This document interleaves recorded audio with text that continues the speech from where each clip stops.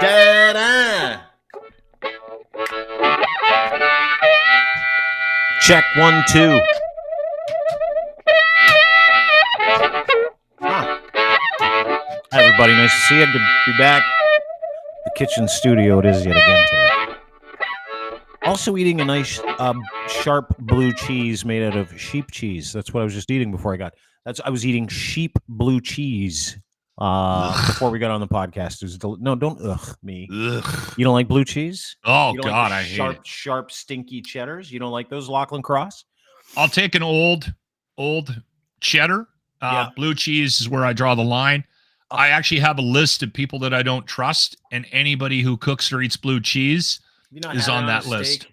Whatever. No. You not had it on a steak? You have a blue cheese on a Awful. steak? No. What are you if you haven't had it, how are you I've saying had it's it. awful? When? It's like You've had sucking blue on cheese a on a battery. steak? Like, why do I want to lick a battery? Oh, it's not a battery. It's cheese. I don't delicious do blue cheese. I'm a cheese fan. Cheese. Yeah. I am too. The Guinness cheese. Big fan of the Guinness cheese. Had a tour. Have you ever had vegan cheese? Awful. No. Oh my God. No, it's like giving up. Yeah. That's why I don't eat vegan food. Well, you know what we did the other night?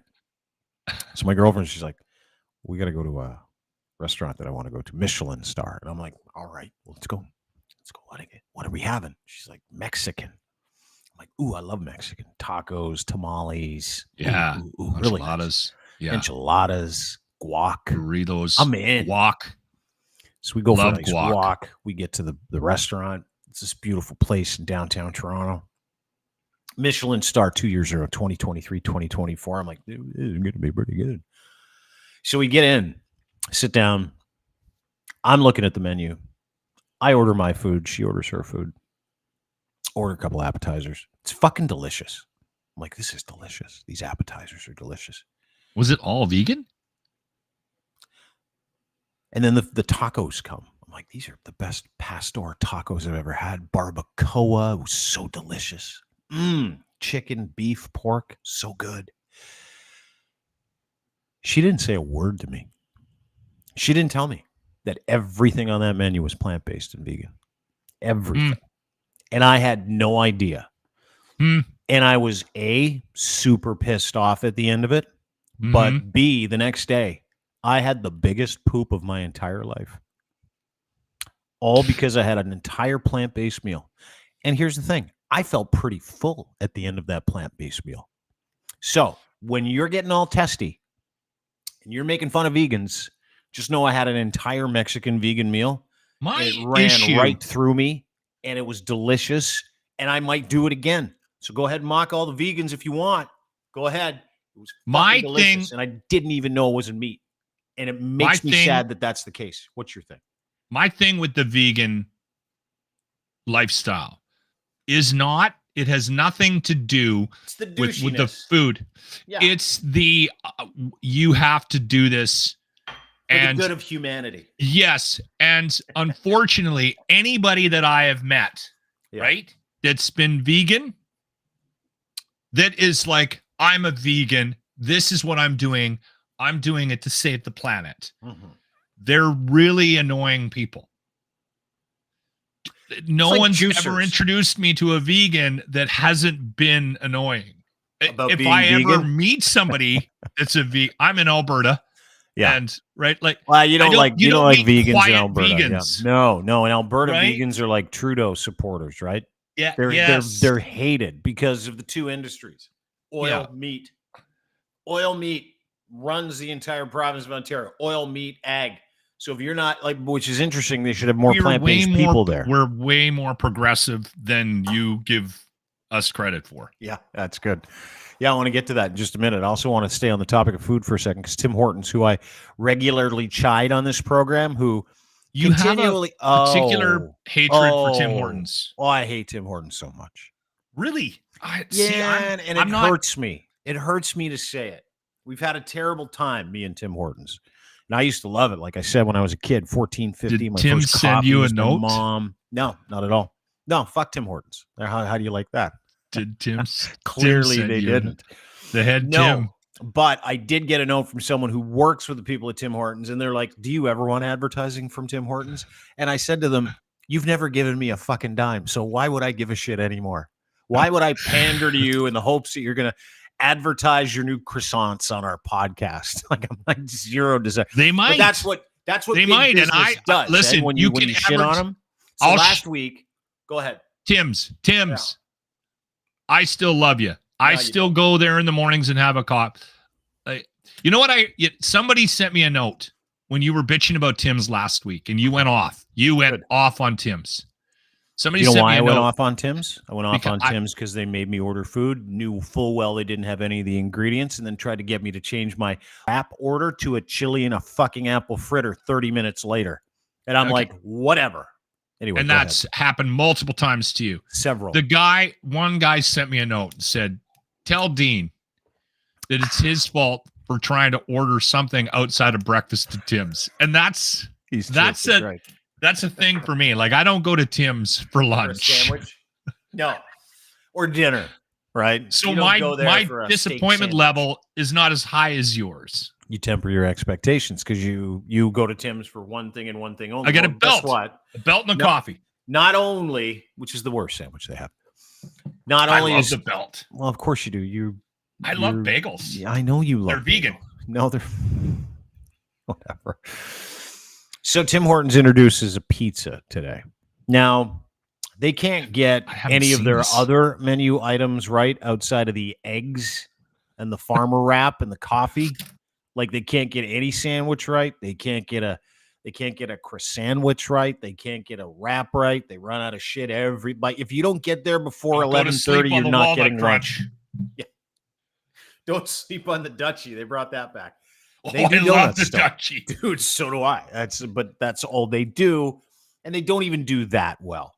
Yeah, they do. Anymore. No, they don't. It's all pre-made and frozen. They used to make it in fucking store. They had the guy that's on a work release program in the chef's outfit at 3:00 in the morning coming out delivering like fresh everything. Well, that guy lost his job because they're like, we can't keep hiring fucking former criminals to bake our food. It costs too much money. You know the guy I'm talking about, right? The guy with all the tats and the hairnet, and he just like 3 a.m. you get in there and you're going to work at 3 o'clock in the morning. Accident. And it was like, manslaughter. I hate my life. That guy. That's why they went to frozen food. The work release chefs didn't work anymore. Anyway, they don't put him out front because he's got a face tattoo. I love those guys. That's all I do. Tell my boys. I got 3 boys. I'm like, guys, don't get face tattoos. Okay, whatever you do, you can get them like when you're 28 or when you're independently wealthy, but don't get a face tattoo right now. It's like, okay. Well, the reviews of this new pizza are in, and oh my god, it's fucking terrible. Like, I have not seen this. This might not be in Alberta. One review. I don't think it is. I think it's just in Ontario right now. There's like they don't do a good job of anything outside of coffee. Maybe they're donuts, testing and eggs. Nothing, and that's just stock. Like, you can go there and get all kinds of. This is just it's a tradition. Tim Hortons is more of a tradition. Well, that tradition is now fucking over the people that went there for one reason and one reason only: coffee, donuts, maybe a bacon belt in the morning. Couple reviews. This is just from the car review guy wearing a Costco sweater. I like the car guy. Yeah, the car review guy's the best. He doesn't like it. Welcome to another review in the car. This first day, Tim Hortons pizza. This is a Tim Hortons pizza box. Ooh. I got the bacon, what was it? Bacon everything flatbread pizza. And I had to wait for this. It's the first day. It was probably almost a 20-minute wait for this. Just because so many people ordering them, the drive-thru everywhere, like they were just like pizza, flying them through the oven. But anyway, it doesn't look that bad. Doesn't look too bad. There's bacon on there. Yeah. It's on a piece of flatbread. They had pizza cutters. They cut the pizza. They had saddles. They can cut all the way through. They were asking for Corey Perry. Bacon fell off. Yeah. They got the toppings on top of the cheese. So, this guy, all the toppings are falling off. Yeah. But There you go. I have a theory about A little I'll tell focus there, but Yeah, just food wait. advice. I'm gonna fold it because I don't want to get this over the car. Yeah. That's the important thing about eating in the car. You don't want to make a mess. Yeah. Yeah, that's right. Eating. He's got a bit of Newfie in him, I think. Big time. Couple. Wait for the review. I was expecting pizza sauce, but I think it's more of a spread. Spread. That's what a pizza sauce is. No offense, but I don't know that this guy's got a discerning palate. You know. What's his name again? Like the bread is good. Car It's review. not overdone. Car review guy. Not underdone. Well, he's got a little pizza on his shirt now. He's gonna have to wash his new Costco sweater. It's got a crunch. It's got a crunch. It's quite the review so far. I'd probably get that again. That's not bad. You didn't kill it. Of course, is it the most amazing pizza you've ever had? No. It's Tim Hortons. But, you know, you're at Tim Hortons. You're with some friends. They want to get a coffee. You're hungry. Not bad. Let's see. Ringing endorsement. You didn't kill it. Wiping his face. Yeah, dude. That's Went in for a second piece. Yeah, well, you know, I think that's more to do with the gentleman than it is the cuisine, if you will. Blog TO. Hang on. Let me get to one more review. Blog TO sent a guy to review all of the pizzas. Okay, then I have some advice for people. Yeah, I'm sure you do. Yeah. Here's the review from Blog TO of the Tim Hortons pizzas. Again, this is not like I'm not ganging up on Tim's. And these are only 2 of like 30 reviews I watched while I was waiting to go pick up my car today. I'm like, oh my God, people hate this fucking pizza. Like everybody hates this pizza. It's not even fair. For whatever reason, Tim Hortons is now selling pizza. I'm going to go try it so that you... For whatever reason, Tim Hortons is selling pizza. Oh, I love this. I don't know who this guy is, but what a hot start. Tim Hortons is now selling pizza. I'm going to go try it so that you don't have to. They added these temporarily 2022. They've added it to the menu now permanently. And let's head inside and see if the new flatbread pizza is edible. Hi, how's it going? I'm gonna do the chicken parmesan, bacon everything, pepperoni, simply cheese. Okay, bit of a wait, but I got myself my 4 pizzas. I'm gonna bring these pizzas to the Blog TO office and we'll go from there. Pizzas have arrived! Yeah! And you know what?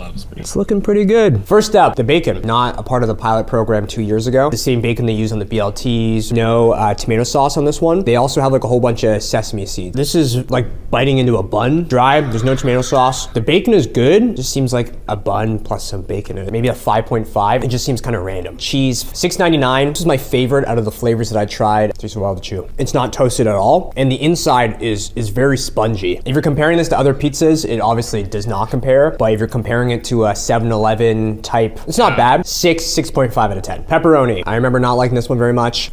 Ugh, that ain't it. You'd think, oh, it'd be a little bit better because there's pepperoni, but I don't like the pepperoni that they've included. I don't like when meat is sweet. It makes it worse for me. 5 out of 10. Ugh. Chicken Parmesan, which is definitely, you know, the chicken they use for other menu items. Oh, it's worse than I remember. Nah, that ain't it either. Brownie points for trying to think outside the box. 5 as well. If you still want to go try it, please be my guest. Let me know what you think. Yeah, I'll tell you what I think. Don't do it. Don't try it. Don't eat it. I'm gonna get pizza. completely ignore you. Of course you are, dude. You single-handedly brought the McRib back for the whole fucking country. We did. Of course The you're gonna locker try room. that. Yep. I know you did. Here's the thing. This is something that I will pass along. Just based on my understanding of food. And Kingston, leave your foot alone. Thank you. He hurt his paw the other day. Yeah, yesterday I ran over him on my scooter. Dummy, running beside me. Anyway, never ignore food advice from a fat guy.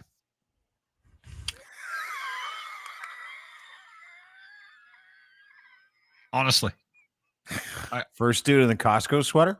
Yeah. He wasn't impressed. He was a big dude. He didn't kill it. He didn't completely destroy it. Dude, yeah. He said like, he'd go back. Pizza. Yeah, of course. Yeah. Did no offense, but of course he's going back. Like, of course he's going back. So I'm saying you can't always take that kind of person's endorsement of food because he's no offense at all to the gentleman. He's a garbage can. So of course, like he's doing fucking like fast food pizza reviews from the driver's seat of his car. Yeah, don't ignore a fat guy's food advice ever. Here's the thing. I think the problem with Tim Hortons is they're trying to bring people into their stores, and they've kind of lost sight of quality. Service. So instead of doing what they do really, really well and doing that really, really well, they keep trying to do these other things, and I think it takes their eye off the ball a bit. It's killing them. You know, when we were there last time, and I hate to do this to Tim Hortons. I really don't, but I hate doing this, even though I don't. You know what I mean? Like, it's like, I probably shouldn't be shitting all over. But this was a Canadian institution. It was. It definitely has slipped. This was heritage. This was like everybody's first coffee in this country. It's like Dunkin' Donuts for people in the United States. Yeah. All those tubbo-lards on fucking scooters at Disney World. All those people, they grew up with a Dunkin' Donuts, like an 1,100 calorie frappuccino, right? Yeah. And that's what they were brought up on. Does like Dunkin' Donuts do lunch? They're going to get out of the donut game and start making pizzas. They don't do that. To your point, fucking Tim Hortons. Very upset by the whole What's his nut loves Dunkin' Donuts. Married to J-Lo. Oh, what's his name? Ben Affleck. Yeah. Yeah. His Dunkin' Donuts commercials are really funny. Yeah. Yeah. They're probably good. They probably didn't take their eyes off the prize. They're like, what are we? We do coffee donuts. There wasn't some jack off in the room going, let's come out with a pizza. They're like, no, we don't do pizzas. We do sugary drinks and donuts and some ice cream. I think that's part of the problem, right? Sandwich. Like I think they're trying to be more than they are, and they're and in that attempt to be more than they are, they're losing sight of what they're good at, and so it is unfortunate because I think there is a separation between Ontario Tim Hortons and Alberta Tim Hortons, because again, last week when you went crazy, you were not getting as much support in my province as you were in Ontario. Like, I was watching it on social media. People are like, yeah, no, Dean's onto something. That all the Tims here really slipped and they're always running out of stuff. Whereas I don't think that's as big an issue in Alberta for whatever reason.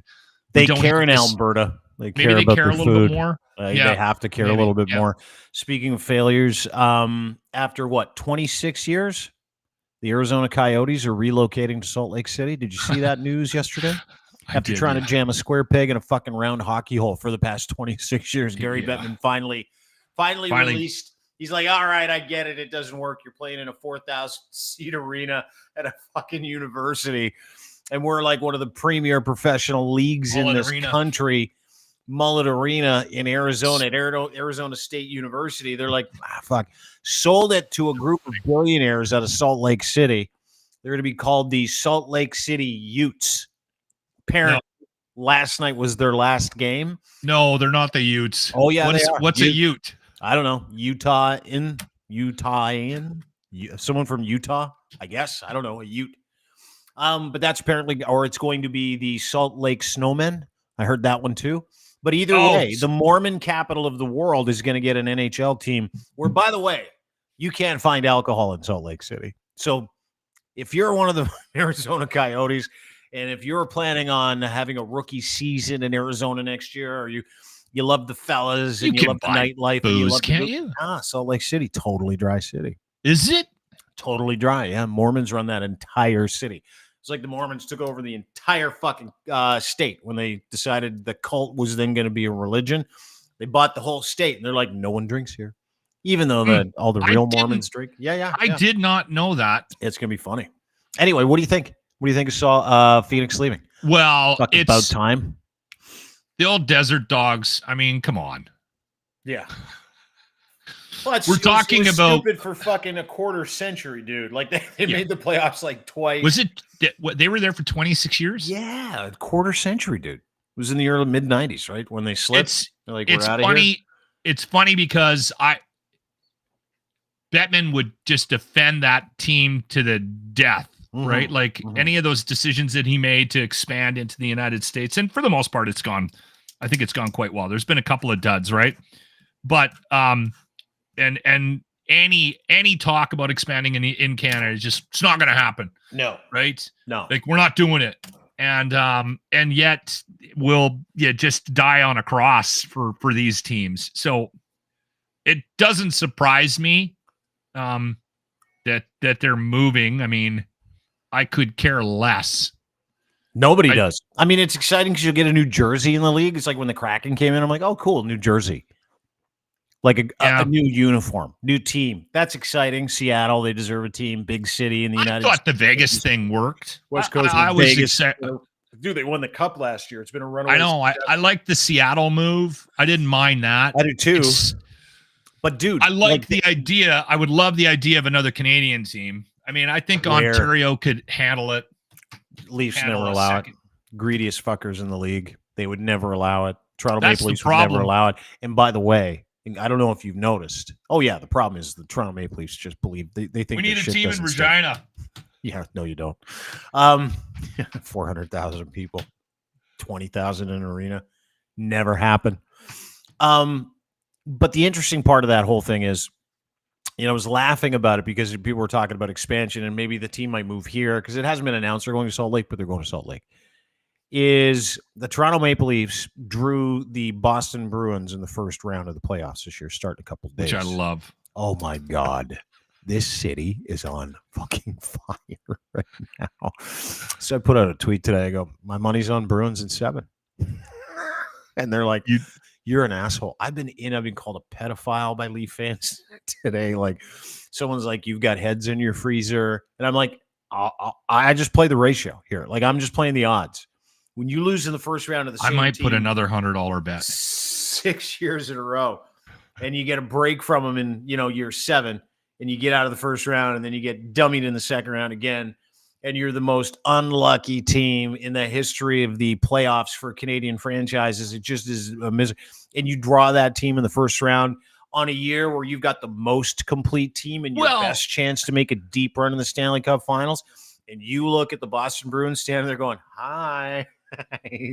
Like, most of me, and I'm not kidding you, and Leaf fans will hate this, most of me wants the Leafs to lose in 7 again. Just for fucking joke. Really? Yeah, shit you not. Yeah, it's funny. I can't see it happening. You guys got the best player that's ever played the game. Austin Matthews, he's the greatest two-way player in the history. So, I mean, I like your chances. Argue with that. You can't argue with that. Yeah, I can. Two-way player in the league. No, he is. Yeah. I do love the fact that he didn't get 70. He tried like fucking crazy last night too. He was like all over the place. 40,000 shots on goal, nothing. He's like, tried so hard to become the guy that scored 70th goal, 9th player in the history of the league to score 70 plus. 69. Just that's fitting for me. I don't know why. Yeah, you do. It's fitting for him too, I think, from everything that I've heard. So he's like, I am okay with Matthews not getting. Yeah. And then the Oilers got just handed their hats by the Coyotes in their last game. Yeah. 22 games this year. Yeah, they got hammered last night. They didn't play their regulars, though, right? They had the playoffs kind of. No, I saw a couple of dudes who I'm like, I've never even seen that guy. Beauregard, no idea who that guy is, or Bogorode. The resting a couple of people, but still, yeah. Of course, you don't lose. Who did they get in the first round, by the way? Who did the Oilers get? You know what? It's still not decided because it's so tight in the West. Yeah. I think if Vancouver, they're playing tonight. Is Vancouver playing? I'm not going to bother looking. I know the Oilers are playing tonight. It comes down to the final games.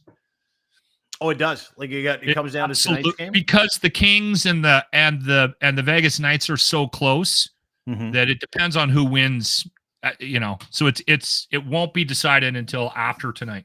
Okay, so you got Panthers, Lightning, Bruins, Leafs, Rangers, Caps, Hurricanes, Islanders. That should be cool. Yeah, there's more separation in the East. Yeah. So, but still came down to the wire. Yeah, for a lot of teams. You've got Stars, Preds, Jets, Avs. Jets, Avs would be a great series. So I guess it's between Oilers, minimum 26, 104 points. see if you get Golden Knights or you each got a game left. So Leafs are done. They've played 82. Yeah. Oilers are 81. Knights are 81. Kings are 81. Canucks already sewed up the Pacific Division. So it's just those three teams, right? Oilers, Knights, Kings, and that's kind of where it lines up. And you got one more game. Then there's ties and all that. Like, there's. Oh, you got second sewn up, dude. Like you've got second in this. So it's either the Knights or the Kings you're going to get. You just don't know who the opponent is based on how close it is in that wild card. Kings or Knights. That's who you're going to get. Yeah. All right. Anyway, I'm looking forward to the playoffs. Yeah, me too. I'm really looking forward to watching the Leafs lose in 7, to be honest with you. It's like, that's a shitty thing to say if you're a Leaf fan, but it's a better story than getting out of the first round and everybody thinking it's a Stanley Cup or getting out of the second round. If the Leafs get out of the second round, I'll put my hatred for their first round bullshit down. I got to be honest, as much as I enjoy the pain and suffering of the Toronto Maple Leaf fans. Yes. I'm excited about this year because of the competitive nature of the Canadian teams. So we've got, Jets, we got Canucks, we got Oilers, we got the Leafs, all with the chance of making a bit of some noise in the playoffs. And you know what? Listen, I would love to see it. I'm still that Canadian hockey fan. Excluding the Habs, I'm still a Canadian hockey fan, and I cheer for the Canadian teams to do well. I have a hard time chewing on Calgary. Mm-hmm. I've never been a huge Flames fan ever. So if they go on a run, they're not in the playoffs. But I'm just saying, if they were in it, I would be like, You'd be okay with it. I can get behind the Jets. I can get behind the Leafs. I can get behind the Canucks. And I'm an Oilers fan. I've been here since 2006. So there's a huge segment. Exciting this year. Oh, totally. There's a huge segment of the hockey world here in Canada, though, that doesn't understand that thinking. I'm like you. Like, if the Leafs are out, or let's say, the Oilers are still in, Leafs are out, I'm an Oilers guy. Oilers and Leafs are out, Jets are in, I'm a Jets guy. I'm a Canadian hockey fan. Like, I love Canada for those reasons. I love the culture. I love the idea of us gathering around our televisions, as we've been doing for such a long time. And so you've got people out there that think the opposite. It's like, why the fuck would you do that? And it's usually American hockey fans who are like, really? Really? You're just going to cheer for Canadian team? That's stupid. Like my buddy Darren Pfeiffer from the band Goldfinger. Every time the playoffs start, talked to him a couple days ago. He's like, you going to go for the fucking Leafs? You going to Leafs? And I'm like, yeah. He goes, what if they're out? And I'm like, he's like, I go, well, it's not the Sabres. He's a big Sabres guy. He goes, why don't you cheer for the best American team? I'm like, I'm Canadian. He's like, that's stupid. I'm like, no, most of us are like that. Like, not very many people in Canada don't cheer for the Canadian team or last Canadian team. Like when the Oilers went deep with Ryan Smith, loved it. When the Flames went deep about 20 years ago and they lost, should have won the Stanley Cup to the Tampa Bay Lightning. I was a big Flames guy that year, and I fucking hate the Flames because I grew up an Oilers fan, right? So yeah, that's how I think. As you should. I'll even take it one step further. When all the Canadian teams are out, I will cheer for the team that has the most Canadian players on the team. There you go. See? Xenophobic hockey fans. I love it. Can I ask you a question? Yes. We've got the locker room retro replay of the day coming up in just a minute. But I want to ask you a question. The question has to do with the budget that came down. Yes. Here in Canada. I know a lot of people talking about it, and I think it's boring as fuck talking about budgets. But the budget that came down was like, $52 billion. They kind of did it to themselves, but the way they rolled it out this year. Well, let me get talking about it. Yeah. So effectively, the thing that's pissed off the most people has only pissed off a very small percentage of Canada. So 0.13% of Canadians make more than $1.4 million, right? High income earners. They got targeted in the budget saying anything capital gains is coming back to us at 67% instead of 50%, right? So if you capital gains doesn't just affect the wealthy, though. Correct. If you own X amount of houses, if you own X amount of businesses, and you sell those businesses or those houses, you're going to get taxed at 60%, 67% of the appreciation in the sale price of that home. Okay. Or that business or that thing that you sold. Which is not the uber rich. That's in that case. No, we'll deal with you in a second. Okay. So what I've seen happen, and I said I was going to see this happen, you're going to see investors CEOs of companies like Shopify, the CEO of Shopify raging against this because he makes $14 million a year. CEOs of investment companies raging against this because they make a bunch of money. Now you're starting to see people who own multiple homes who have worked very hard, in your case, like you, talk about one thing. And that one thing is the fact that a lot of people feel now that they have to sell their homes before this capital gains tax increase goes into effect. And this is interesting. Just found out, this is a tweet from someone named Shazzy, at Shazzy Goalie. Just found out a friend is selling off an investment property because of the Canadian government raising the capital gains tax. How many more will rush to sell before the June 25th deadline? And I tweeted, it's kind of the whole point. That's what this was for. In a lot of cases, why they tied it to capital gains. Because they need houses quickly in this country. So the Trudeau government, to the chagrin of people that own houses, like my dear friend Lochlin Cross, who, by the way, worked very, very, very, very hard and was very disciplined with his money so that he could give himself some investment properties, so that he could have something to fall back on. So listen, and I'm not heartless about this. I get it. I get that part of it. But it only affects a very small group of Canadians. Whether or not more Canadians than you think. Anybody that owns a cottage, anybody that owns a second property, if you sell it. And not only that, your capital gains, they've changed the rule as well, also extends. You can't just give it to your family members right? Like they're going to chew on it as well. Right. Yeah. So from your perspective, you are not in the top 1% of wage earners in this country. I'm further from it than I would even care to admit. Like we even struggle now, specifically now. Like and struggle. Everybody does. I do. You do. Everybody does. Yeah. Everybody is going to be affected by these taxes to some extent. But the real question is, people like yourself that have worked hard, that have a lot, that have been asking to give back, not asked, told, right? Where do you sit with it being rich Canada's responsibility to give back a little bit? We're one of the most taxed countries in the world. And it's just a continuation of, and listen, this isn't a partisan comment. I'm not expecting things to change when the Conservative government comes into power. We've got a situation in this country where I don't know why. I've never seen anything like it, where that people are fighting about these tax increases. And if you say, like, listen, I said it when we had Moskrop on last week. I said, you can sit here and you can have a discussion about one taxes versus the other, and it's only 3 cents a liter. I don't know why you're bitching about it, right? But at the end of the day, life is becoming harder and harder to live. That's my issue with it. And so when we've got a government in power it's trying to keep power by trying to over deliver to a demographic, right? Somebody's going to pay for it. And I said it last week earlier in the week when we talked about the budget. There's something they're not saying. Someone's going to take it in the hoop. And and of course it's me. I've never benefited from any of these things. Never.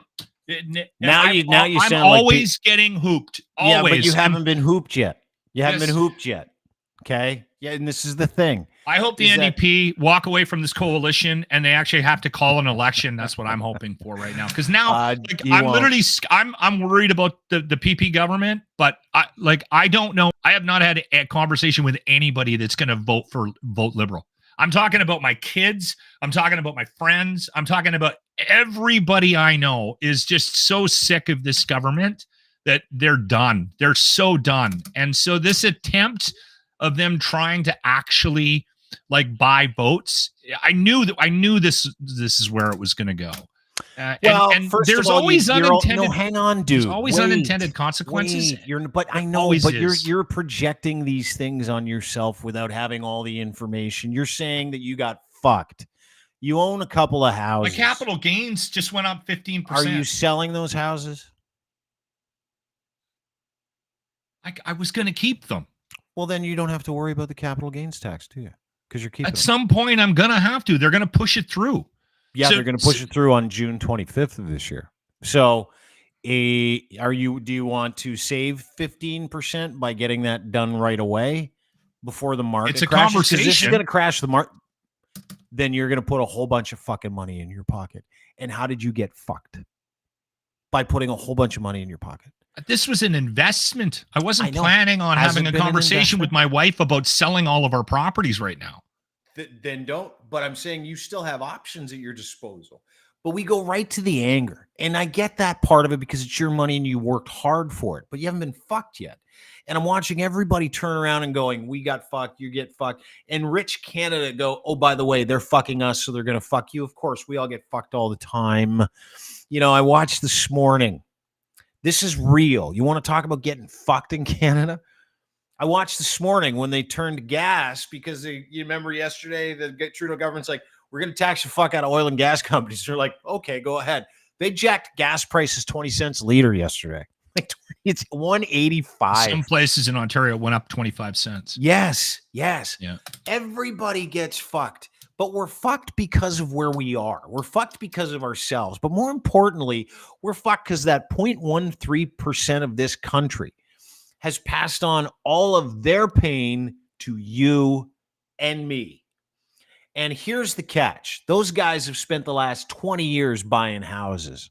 You've been buying houses with what you can, scrimping and saving, doing the right thing for those things.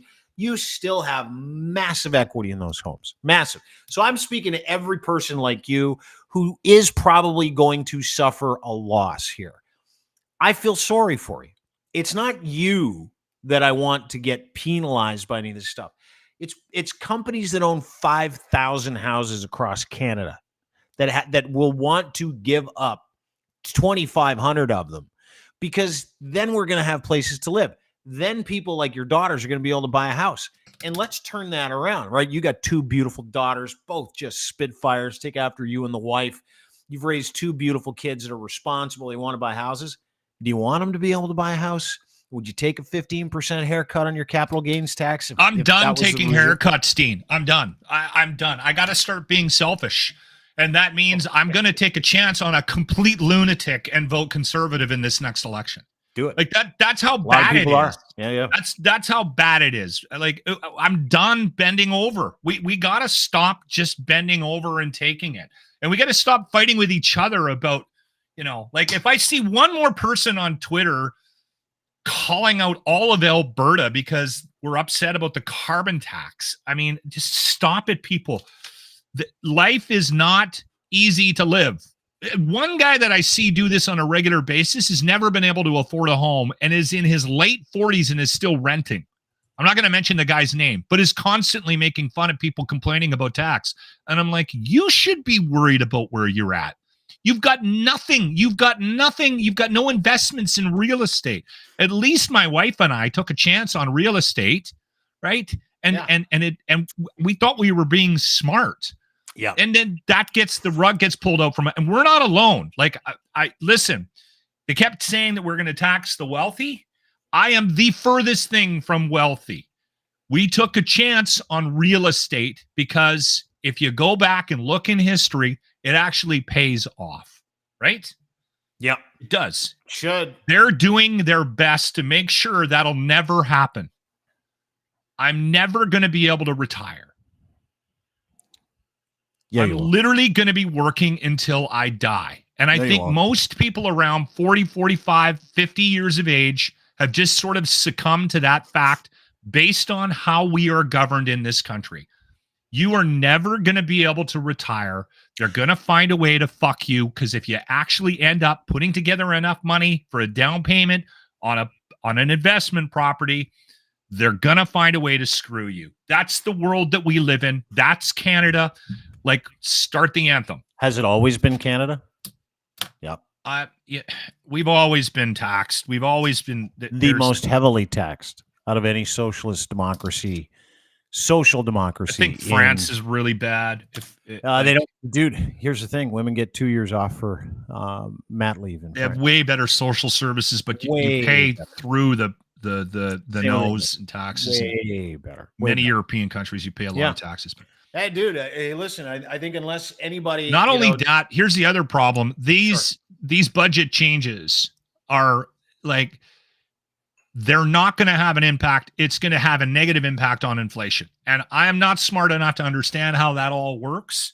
But from everything that the pundits and the people things that I'm reading and seeing on the news, that this was not, and this is, I try to separate the conjecture from, like, from the conservative government or whatever. Like, I'm trying to actually listen to people that are having calm conversations about this. This budget is going to do nothing to slow down inflation, right? The budget actually is designed.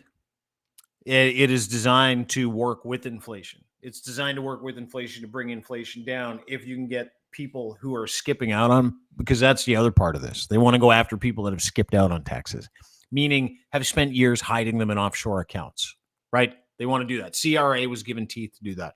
Canada Revenue Agency.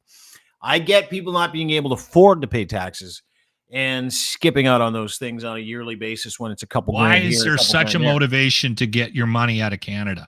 But the interesting part, that should be an interesting conversation. Because corporate greed is corporate greed, and corporate greed is the number one driver of inflation. Let me finish, please.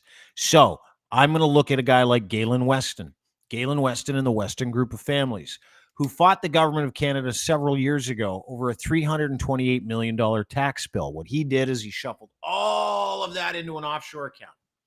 Then the government's like, hey, that's going to help us. And he's like, hey, fucking come get it. And you can call him a hero if you like. But that guy makes billions, and he owns the province of Ontario and everybody's life cycle from the second you are born till the second you die. Shoppers Drug Mart. Healthcare. I mean, and his Shoppers Drug Mart chain is currently being investigated for forcing people to pay for appointments they don't need. So, a guy like that, I feel zero sympathy for. I hope he gets taxed out the asshole. I hope by the time the CRA is done with him, he's standing there going, I need to move to another country. I hope he does. People like him, people like Apotex, people at like Microsoft who hasn't paid any taxes, none. Big fucking tech companies, big construction companies who all do the same thing. If you ask me, that is one of the fucking most important aspects of this budget, is that somebody finally said, we're going to go get some of these dicks and make them pay their fair share. You've been paying your fair share and you're about to get dinged. Maybe if you decide to sell before the 25th of the month, right? Of June. Maybe you might. But to your point, downloading that onto the people of Canada, even if it's the 0.13%, while those businesses and those people have been hiding billions of trillions of dollars every year from social programs because they don't want to pay it. No, it's not. But this is also part of the discussion. And we're centered on you and what's going to happen to you. You're one fucking person. I'm not alone. You're one not alone in this. No, I know you're not. But you're one fucking person. But you can't you can't say that people shouldn't pay their fair share. Right? I'm not saying that. I know you're not saying it. We overpay our share. I just said that. I literally just said that. What I'm talking about are all the assholes, the richest of the richest of the rich. Go after them. Yes. Then find another way. Yes. Yes. I'm in. That's where we all agree. Let's go get them. Maybe take the capital gains away from somebody that owns a couple of houses. Yes. Maybe the capital gains is only if you have 10. Yeah. You know what I mean? Like maybe do that because you're like, we were able to put ourselves in a situation financially where we were able to keep our last place and rent it out. Yeah. We were able to put ourselves in a situation where we were able to buy an apartment in Winnipeg for my daughter, which we now rent out. These are what we term as investment properties. What this budget does is takes away any chance of us ever making any money on them, probably, right? Especially if the market does crash. And so I understand, I get it. I understand what you're saying, and I understand they're taking the steps to try to improve the housing market. And affordability, And affordability at the expense of people who have busted their asses and worked hard and paid their fair share of taxes over the years. I have a question like myself, and I can be upset about it. You can be as upset as you want. I have a question for you, though. Clearly, I have This a is question the first for you, time though. I've thought. I was watching a guy today on CBC talk about this capital gains increase, right? And for the first time, because I've been sick to my stomach, because I know Trudeau has to go, but I'm terrified about the possibility of this. The first time where I was like, I am full on PeePee. I'm literally going to get a sticker for the fucking car. Like I'm so done. And the thing is, Dean, there's a lot of people, not just the rich, that are hiding money overseas. Like, if you think that is exclusive to the Galen Westons of Canada, you're so wrong. I don't. There is massive attempts to move money out of this country to hide it from this government and past governments, and it's been going on forever. And it's all levels of income earners, because we get hooped in Canada. People look for opportunities, and that fringe group of people like Kevin Johnston that's down in Costa Rica right now doing Zoom seminars with people on how to hide their money. That group is growing daily.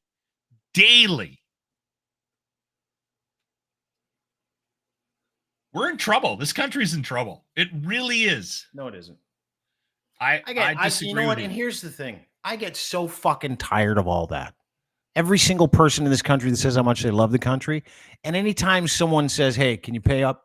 It's I getting get harder. it. It's awful. It's It's terrible. getting harder and to stuff. love this country, though. But then It I is. sit and watch people like you complain about affordability, right?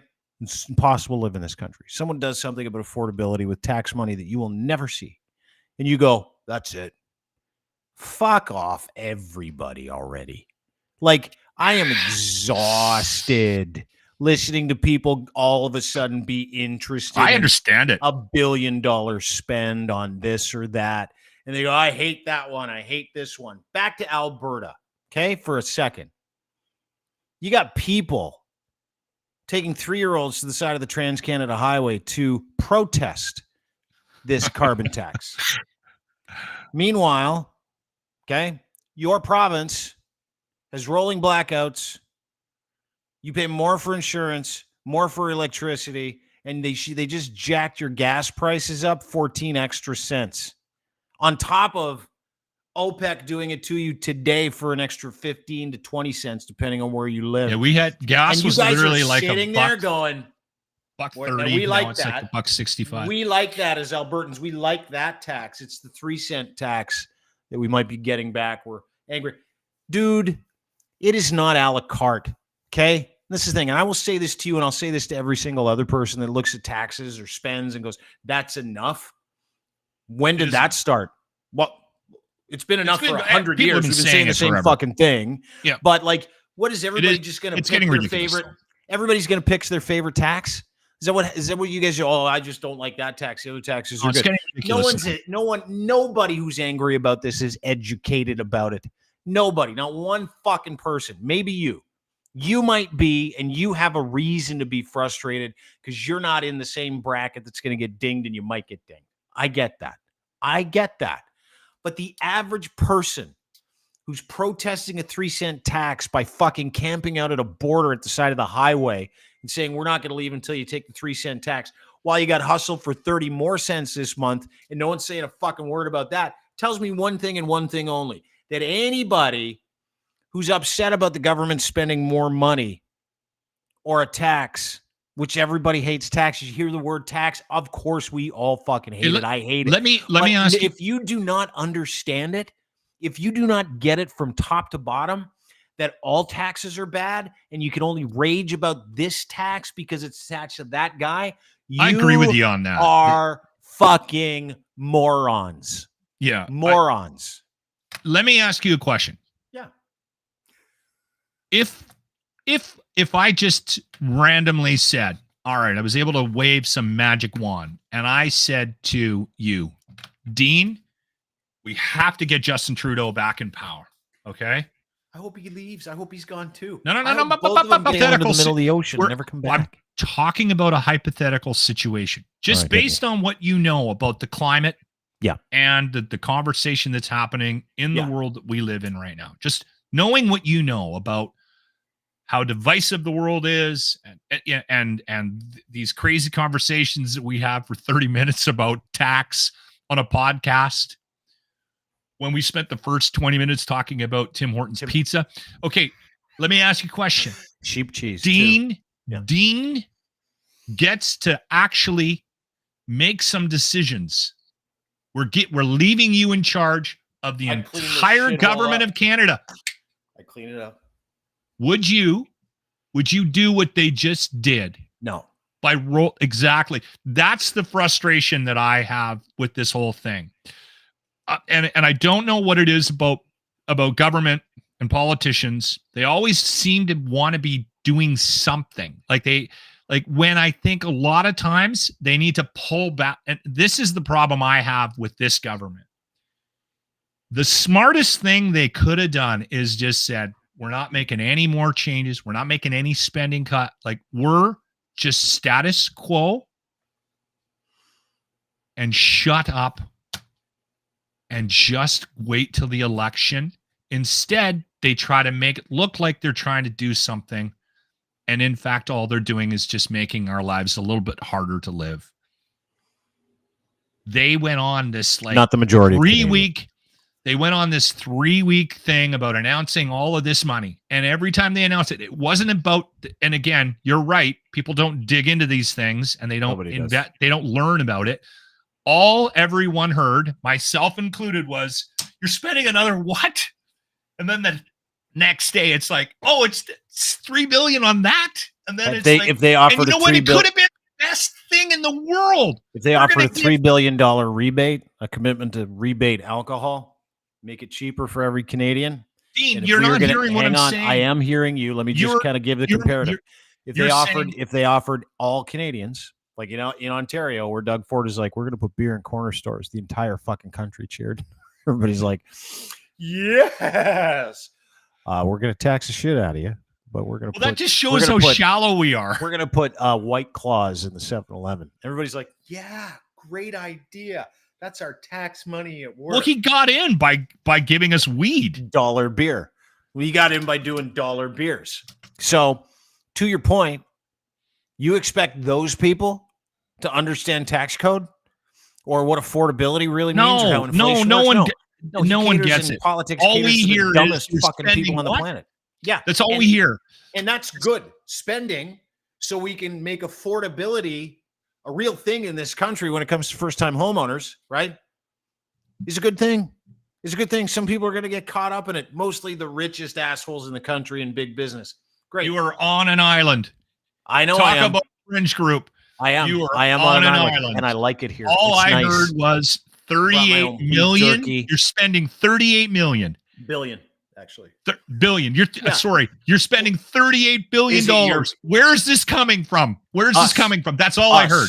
That's all I heard. That's all everybody heard. And the richest they just shot themselves in the foot through loans. And the richies. And dude, all taxes are bad. Where it's coming from us, I get it. It's awful. But something's got to be done. It's called austerity. Sometimes you get pinched. So you remember 2008, okay? And we'll end here. 2008. You remember the big car crash back in the day where Canada had to buy parts of General Motors and the United States had to buy pieces of General Motors and car companies and Merrill Lynch and that was tied to the subprime mortgage crash. Subprime mortgage crash, yeah. So if you Fannie Mae, you remember those. So yeah. At that time, I was making some significant income. Let's just call it for fun $1 million. And it wasn't, but it was around there. I get a letter from my boss. We got to cinch our belts. We're going to take 15% of your contract and keep it. 15%. You know what I said? All right. Nothing I can do. 15%. Got to tighten our belts. It's going to help the company. Chorus Entertainment, by the way, when I was at the Edge. And it happened to every person that made over X amount of dollars. And they brought us all together and they said, we're sorry. We have to do this. We need to do it for the health of the company. They showed us the bottom line. And I looked at the CEO of the company, who was a friend of mine. His name was John. I go, are you taking a 15% haircut? And he looked at me and smiled. He goes, 55. 55 for the good of the company. And I go, then I am more than happy to contribute my 15. And Derringer was there. All the big earners were there. All the morning show guys were there. Signed a piece of paper, did a little amendment. We all went for dinner. Probably cost 10 grand. Anyway, I did that because it was asked of me, right? It was. And I think that, and you can call me socialist, you can call me a commie, you can call me all those things. I don't care. But I believe that sometimes it's our duty to pay a little bit more so people can have stuff. So my kids can afford a house one day and your girls can. That's where I sit with this. Because you're going to have to pay Caesar what Caesar is owed. I mean, you're never going to get around taxes. You're just not. No. And the only solution, as you point out, is to pull a Kevin J. Johnson and split to Costa Rica and just set up a fucking business where did you keep his help number? Other people dodge taxes. But it is always going to catch you. It always is. So you got two jobs right now as someone like you who's got homes. Decide how you're going to keep that 15% in your pocket, maybe sell houses. But it's up to everybody to respond to this properly. This is austerity. We're in trouble. North America's fucked. Canada has a hard time fucking housing people, feeding people. Butter's $7 a stick. That needs to be dealt with too, and that's dealt with in this budget. So to your point, all taxes are bad. I am not on the government side. I never am. I hate all politics. I know that when someone tells you what you can and can't have, it sucks. I get it all the time. But I live that life, and I get it. And it's pointless to rage at it unless you're you and you've worked really hard and you're not rich and you're about to lose and get caught up in this. That I get. Totally. Well, and I will just preface this by saying you were able to afford that cut. Yeah. That's why they asked you. And then some. I was working at Chorus at the same time. Yeah. No one pulled me aside and asked me to take a haircut. Yeah. Right. And at this point right now, that 15% increase in capital gains, I can't afford it. It's going to have a major, major, major impact on my ability to retire. Yeah. So your job is to take that money out, sink it into a business. I'm allowed to be angry about it. Totally. Right. And I'm very Canadian and I'm very loyal to this country. I still will say this. This is the best country in the world to live in. And that's not lost on me. It's getting harder and harder to watch the amount of money that we're able to save shrink on a monthly basis. Mm-hmm. It's getting harder and harder to watch. Very tough. And the fact that they were unable to actually just stop spending, they just couldn't do it. They had to just keep doing it. I understand. There's a housing crisis, which they caused. They could have dealt with this years ago. Then you respond to it. And this has been 30, 40 years. And so today I went and picked up a Tesla this morning. And we bought a hybrid Toyota. Smart. Yeah. See, smart. We're being smart about it. You got to respond to all these things. And that's what they're trying to do, right? Get us to respond. You did a great job. And I will be, calling Kevin, seeing if there's any way that I can hide some money. Costa Rica. I kind of want to get him on the show to talk about this stuff again, because if I thought you were raging, wait till Kevin J. Johnson hears about this. I'm frustrated. I'm not raging. And Kevin doesn't have any money. He hasn't worked since 2002. He told us that he sent the government his SIN card, and he's like, I'm never paying taxes again. And then he goes, that's when the problems started. Well, there's that guy that's going into the Home Depot and paying with cash and refusing to pay your tax. I mean, come on. I mean, that's just stupid. Like this is going to give a rise to like libertarianism, the Freeman movement. Like that's a real big movement now. Where people are like, I don't feel like I have to do anything. I keep telling you remember when we were first talking about the gang that was on its way to Ottawa? Yeah. And I kept saying, there's more than you think. It's not 35 cars. 6,000. No, it was like 500 cars and a couple of That trucks. group is larger. This is not a fringe group anymore. And There they is brought a their built, meth cooking kits and everything. and we're not doing chili. anything to No. Anyway, let's play the retro replay of the day. Locker Room Retro Replay of the Day brought to you by Ardent Roof Systems. Early bird for their golf tournament, which supports Stollery Child Life's program, is in April. That's the deadline. You need to go there and donate, get a sponsorship for a hole. They want to fill it up. So far, $65,000. And these are the best people in the world. Stacy Dissatel and his group at Ardent Roof Systems. They are the best roofing, siding, eaves company in the entire province. Owens Corning Platinum Partner. Lochlin, what is the Locker Room Retro Replay of the Day today? This is about the first time I had sex. The Locker Room Retro Replay. The Locker Room topic of the day. Okay, what would you have liked to have known about sex before you had sex for the first time? Okay. Here we go. The first time So- Lachlan Cross has ever revealed this. I was a bit of a late bloomer. Okay. Not surprising to anyone. So it was college for me. First time was not with your wife? No. Okay. No. The third time was with my wife. So I was in university transfer courses in Castlegar, Selkirk College. Okay. Because Vocational everybody, school. yes, everybody told me that I had good grades and I had some bursaries and some money or whatnot, and I had to go to school. Radio school was a dumb idea. La da da da. I only lasted a couple of semesters at that school. I met a woman who was also going to school there. Okay. A teacher? No, we'll leave her name out of it. She was a student. She was in one of my classes. Some pretty little filly? Took a little shine to old Locker. And we took off in the afternoon and we went back to my apartment. We had sex. Okay.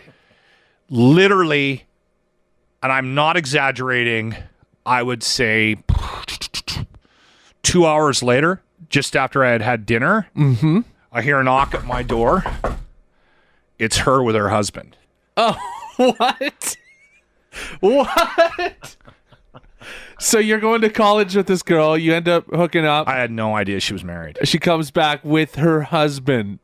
Did they hook up with you? Like, was this a three-way? No, he was mad. Oh. He wanted to kick my ass. The problem was he was about 5'3" and about 125 pounds. So was she using you to I don't make her know, husband Grant. jealous, and then she went home and told him? I was mortified. Yeah, no kidding. So it was my first time, and then So you wish somebody would have told you to sometimes check out the background info first? sometimes they're married. Wow. Yeah. Never expected that. Not a proud moment in old Locker's life. Oh, wow. That's your first experience. That is stress when that dude shows up. Good thing he was tiny. Good thing he was a little dude. It was, story? Was the first time you went for it? And you didn't. Oh, well, it's unlucky. But you didn't ask. It's I guess unlucky. not, when Thanks it's for like- that. How uncomfortable was it answering the Didn't door? think of asking. Hey, you're not married, are you? You're 19. Would you be married, perchance? Oh, well. Good for you. Yeah. What did he say? Oh, I He's can. have sex with my You wife. know, it's funny because you No, know what did he say? Do you remember what he said? Hey, I I'm can Tom. You picture had the sex with my scene. wife. I can.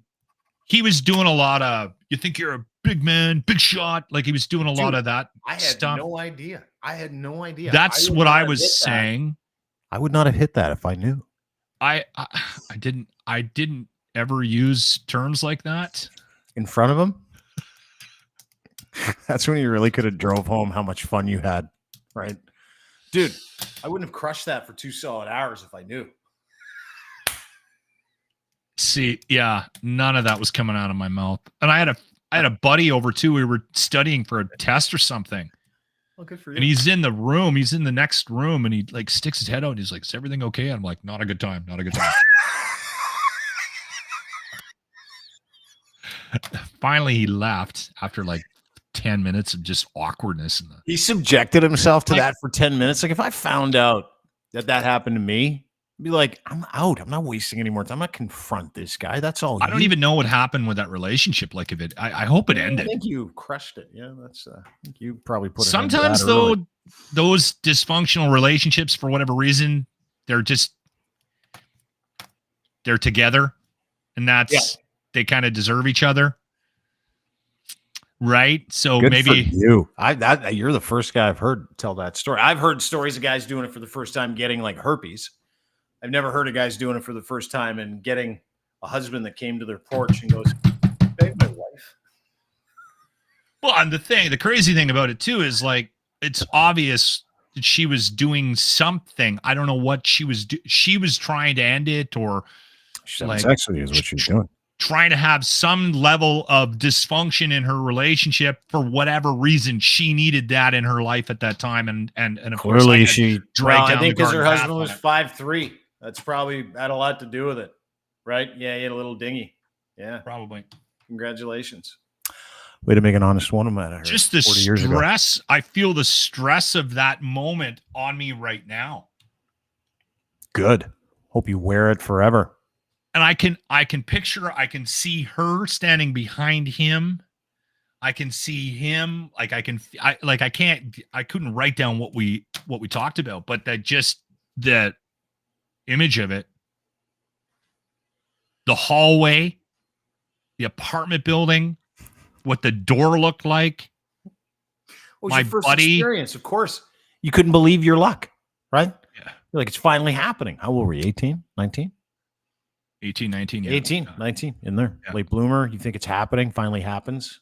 Get a knock at the door 2 hours later. You feel pretty good about yourself. Guys like, excuse me. Excuse me. You know what? That's did you have sex with my wife? Excuse me. And you're like, yep, I sure did. That experience kind of sums up my whole life. Taxes and sex. Lochlin Cross at Lochlin Cross on Twitter, everybody. You can find him in the Locker Room YouTube page. Go give him a sub. You can listen to all the Locker Room bits, retro replays of the day brought to you by Ardent Roof Systems. And again, get in on their golf tournament if you're in the Edmonton area and you want to sub to this golf tournament. It's great. Stollery Child Life Program. They put 65 grand towards it over the past 5 years.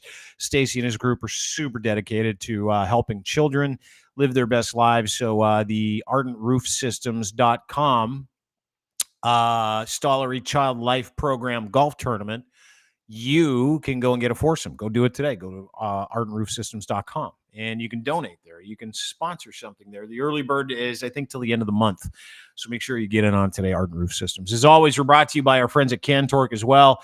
They have manufactured for the past 20 years the most rugged, hardworking torque wrenches. Canada's leading industrial tool experts give you the very best in sales, service, rentals, calibration, and maintenance, and custom fabrication of bolting, tools, fastening, loosening tools, all torque wrenches, flange systems, impact sockets.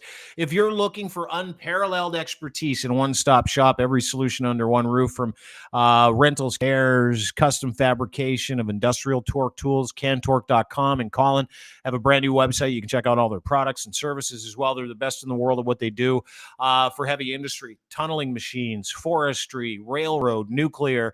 If you have a bolting or loosening or fastening need, if you have a bolting solution that you can't find a bolting solution for, Colin will make it for you. His entire team of engineers do this every day, all day long. And they do it for heavy industry around the world. Go to cantork.com for more information. And we're also brought to you by Muse Massage Spa, musemassagespa.com. Go there today. It's Canada's #1 body rub parlor. $50 treatment right now. You'll get $50 off when you get in touch with Emily or Riley. Emily just had her Twitter account fed, which is insane. But go to musemassagespa.com. Send them a note. You can get in contact with them. There's a whole contact section of their website if you want to see their services. And they've got a podcast, which actually exists at Patreon, which is great. It's uncensored. You can go and sub to that. You can also get their YouTube podcast as well and their audio version, Muse on the Mic. Anywhere you get your fine podcasts, including at Crier Media. Go to crier.co for more details, or anywhere you get your fine podcasts. And, of course, Patreon, YouTube, Muse on the Mic podcast will educate you and tell you about the sex work industry, as a matter of fact. Not only are they sexologists and educators, they're advocates, so go there today. Muse Massage Spa, 1290 Finch Avenue West, Unit 13, or go to musemassagespa.com for more details. We're also brought to you by factcheck.io. It's the most robust disinformation killing software you can find, and they're currently accepting beta applicants right now. If you would like to test their program, if you would like to see the full epistemology of how a lie begins and ends, if you want to see who's doing what, how disinformation works, and if you want to take agency over what you read, see, hear, and feel of anything with a URL, any picture, any video, any spoken word, any text, go to factcheck.io today and sign up for their beta program, factcheck.io, factcheck.io. Do you believe? Have a great day, everybody. Appreciate you being here. We're back tomorrow on this very program. We'll finish out the week strong. Don't buy the Tim Hortons pizza. Every review says they're terrible or edible. You don't want it. You're welcome. I'm helping you. You're welcome. Have a great day. We'll see you tomorrow. Don't forget everything we do. Rate, subscribe, YouTube, Crier Media, YouTube, Dean Blundell Show, and anywhere you get our podcast. Thanks, everybody. We'll see you tomorrow. Bye.